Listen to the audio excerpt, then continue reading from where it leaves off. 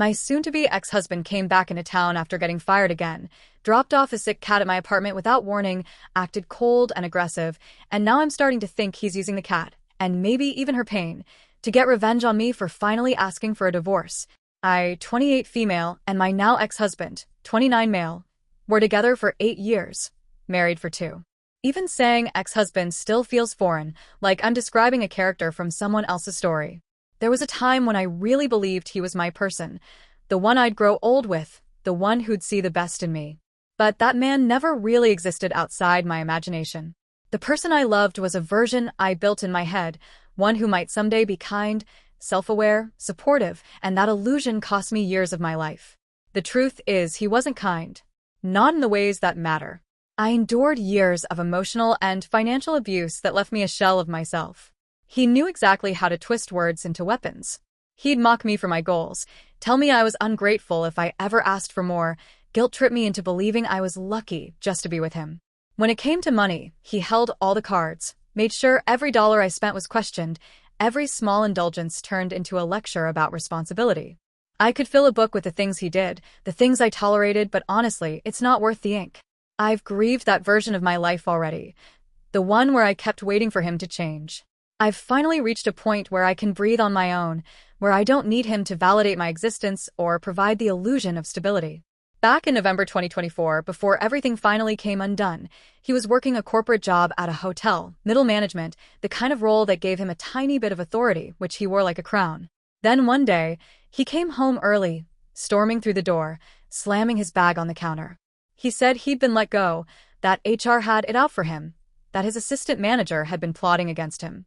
It wasn't the first time I'd heard a story like that from him. Everyone was always out to get him. Every failure was someone else's fault. But this time, something felt off. He was too defensive, too frantic. A few days later, I found out from friends who worked in the same building what really happened. Apparently, one of his employees had come to him in tears. She'd started her period early, unexpectedly, while wearing a skirt. She was embarrassed, vulnerable, and went to her manager for help.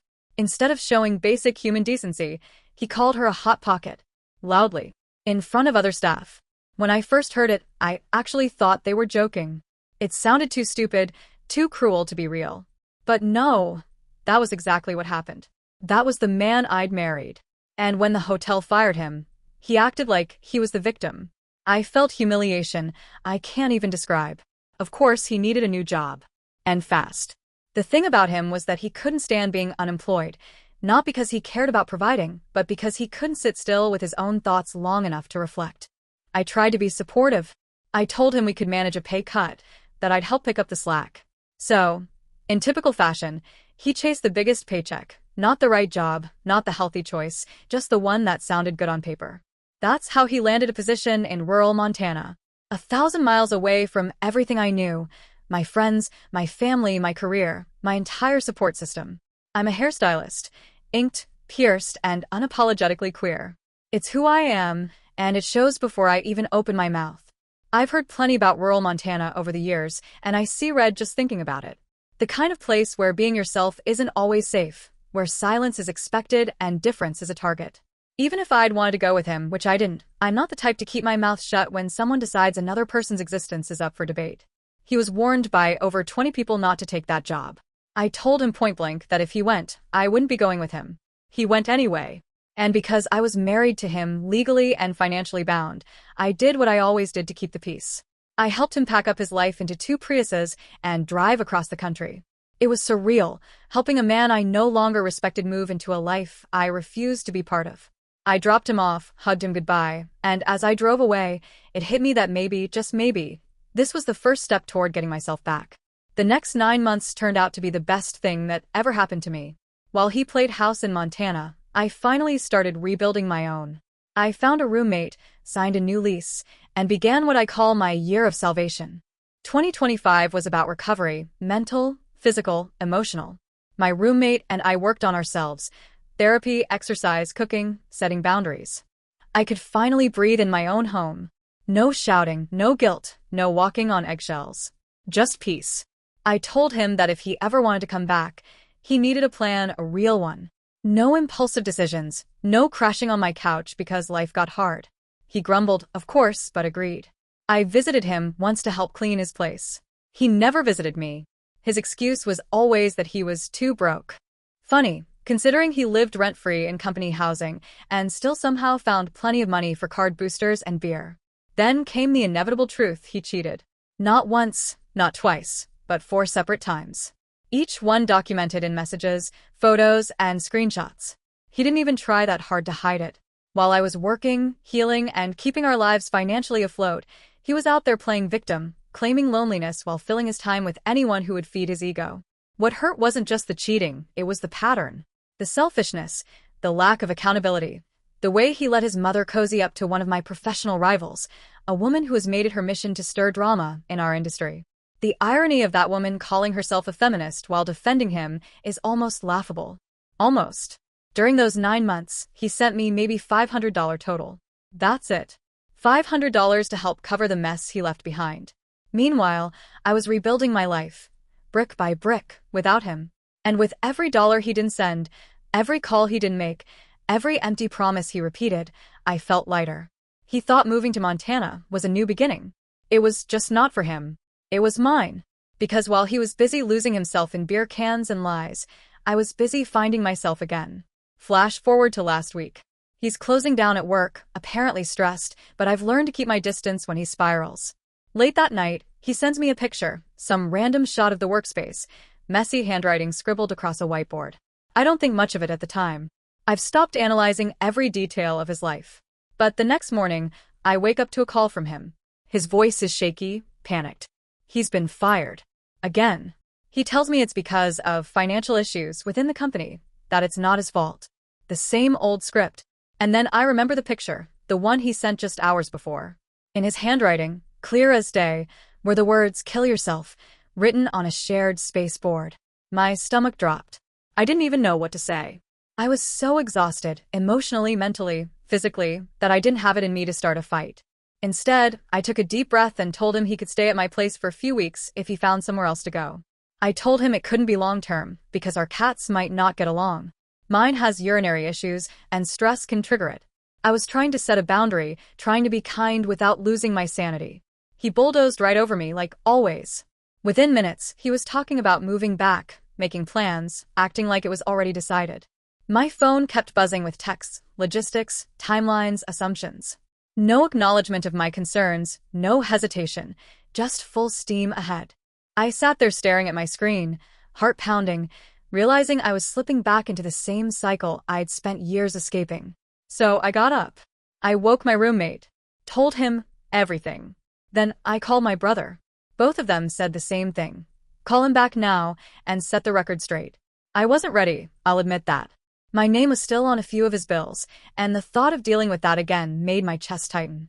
But I called anyway. When he picked up, I told him as calmly as I could that I didn't want to stress my cat and that he couldn't stay here. That was it. He exploded, yelling, demanding to know where he was supposed to go, making his chaos my responsibility again. The old familiar panic started creeping up my spine, but this time, something in me hardened. I'd done this dance too many times. I'd apologized too much. So, I cut through his shouting with one sentence. I've had enough of being yelled at for problems you create. I want a divorce. He went silent for a beat, like he didn't believe me.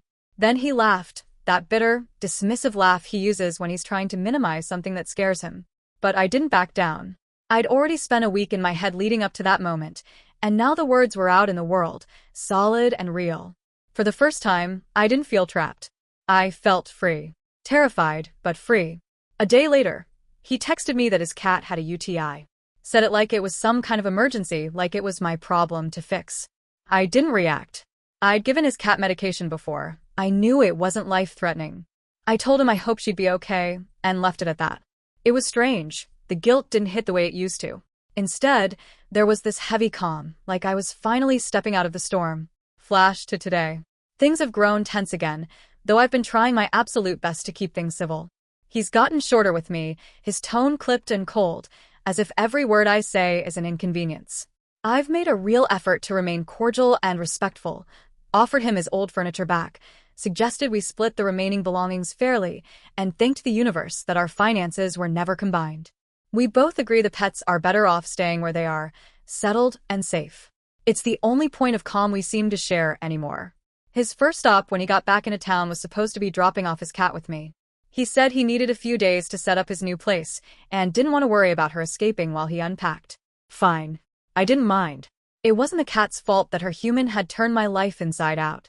She's innocent in all this, and I wasn't about to take anything out on her. What I didn't expect was the call I got earlier today. His voice came through tight, demanding. He insisted that I come outside to grab the cat from his car instead of him bringing her in. I was caught off guard. It was raining, my hands were full, and I could already hear the stress in his voice spiraling. I told him, gently, that she was probably already anxious from the drive, and it might be better if he carried her in himself, that she'd feel safer seeing a familiar face in a new space. He hung up on me. Just like that. No goodbye, no acknowledgement, just the click of finality. I sat there staring at my phone, equal parts furious and numb. An hour later, he called again, like nothing had happened. Said he'd just drop her in the stairwell. I took a slow breath and said, fine, but that it still wasn't ideal. My voice was calm, the kind of calm that only comes from sheer exhaustion. I was done trying to manage his moods. Finally, he arrived. The knock on the door made my stomach drop. When I opened it, he was standing there, cat in his arms, eyes darting anywhere but mine. He didn't even step fully inside, just barreled through, handed me the cat, and immediately started barking instructions about her food, her medicine, her routine. His words came fast and sharp, like I'd somehow already done something wrong. I recognized the tone, that old familiar mix of condescension and control, the one that used to make me shrink in on myself. This time, I didn't react. I focused on the cat instead. She was trembling, her wide eyes darting between us, completely overwhelmed. My priority was her, not him. He rattled off half-baked directions that a friend of mine had typed up for me, vague at best, confusing at worst. I could tell he hadn't even read them carefully himself. But I nodded along, murmuring quiet reassurances to the cat as I shifted her weight in my arms, trying to steady her breathing and mine. The whole exchange lasted maybe 5 minutes, but it felt like an hour. The tension hung heavy in the room, thick enough to taste. He never once looked me in the eyes. Just kept his focus somewhere past me, like I was a stranger he couldn't bear to acknowledge. When he finally turned to leave, he mumbled something I couldn't catch and shut the door harder than necessary. For a long moment, I just stood there, cat pressed against my chest, the echo of that door slam ringing in my ears. It was strange. There wasn't sadness this time, or even anger. Just relief. I set the cat down gently, stroked her fur until she started to purr, and realized that this silence, this stillness, was mine again. For once, I didn't feel the need to fix anything.